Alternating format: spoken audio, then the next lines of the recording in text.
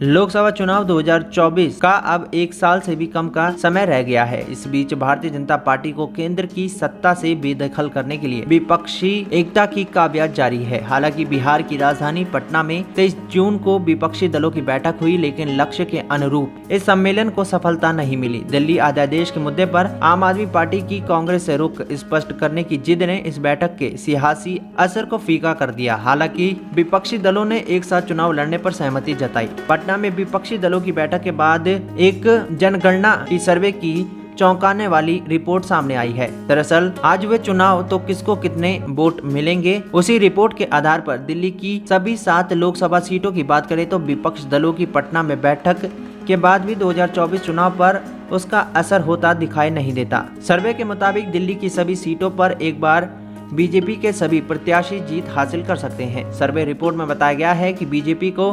47% से ज्यादा वोट मिलेंगे। दूसरे नंबर पर आपको समर्थन मिलने की उम्मीद है। आपको लोकसभा में 32% मतदाता समर्थन करेंगे, तो वहीं कांग्रेस को 15% मतदाताओं का समर्थन मिला है। सर्वे के मुताबिक इस बार भी बीजेपी 6 या सभी 7 सीटों पर चुनाव जीतने की स्थिति में है। सर्वे में दिल्ली के मतदाताओं ने केंद्रीय नेतृत्व के प्रति अपना स्पष्ट रुझान दिया है। लोकसभा चुनाव 2019 और 2014 में सभी 7 सीटों पर बीजेपी ने जीत हासिल की थी। साल 2019 में बीजेपी नेतृत्व में महेश गिरी और उदित राज को दोबारा मैदान में नहीं उतारा।